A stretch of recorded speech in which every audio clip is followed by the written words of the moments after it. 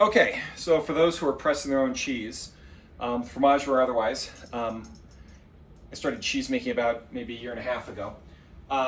This is the cheese press that I originally got for pressing my cheese, a Dutch press. And the concept that I really liked was the idea that this would apply continuous pressure.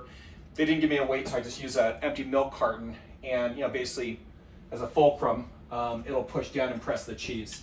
The problem is, when I'm doing a hard cheese like Parmesan, you have to put so much pressure on this, and the cheese will be pressed uneven. So as you're rotating, you have to constantly turn it around as well, because it's coming in at an angle.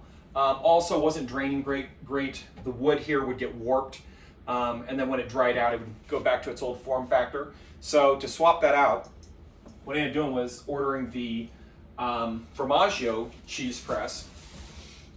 And this is the unboxing, and kind of why I think it's going to be a better choice for this cheese press than the Dutch press. So when you open this thing up, you guys can see it as I do.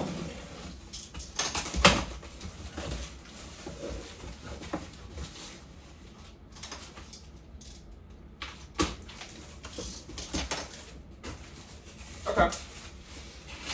So, okay, I do like this. I really like this. So pulling this out.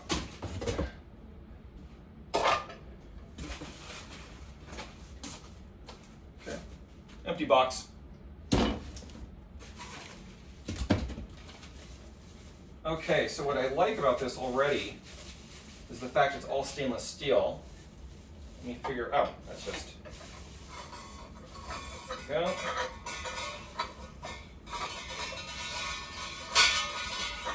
Give me a moment here.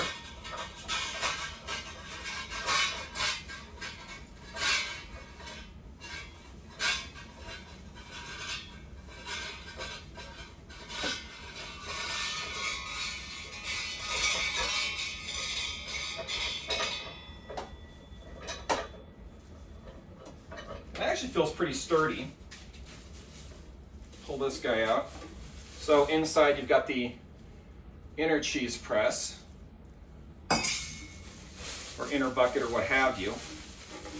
And then what I really like, especially with this thing being over the sink, is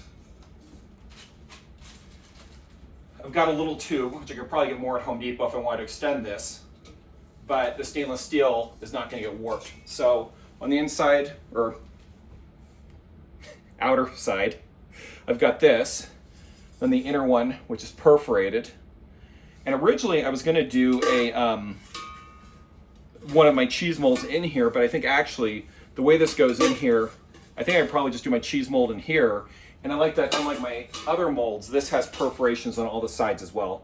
So better to make that work. The thing that I like about this is, yeah, it's not going to be automatic like this is, but at the same time, this just feels a heck of a lot more sturdy. It's going to do it evenly, and I can just give it a crank every once in a while to go through and press that down. Anyway, that's the unboxing, intro to the Fromaggio Cheese Press, and yeah, there we go. If anyone's curious.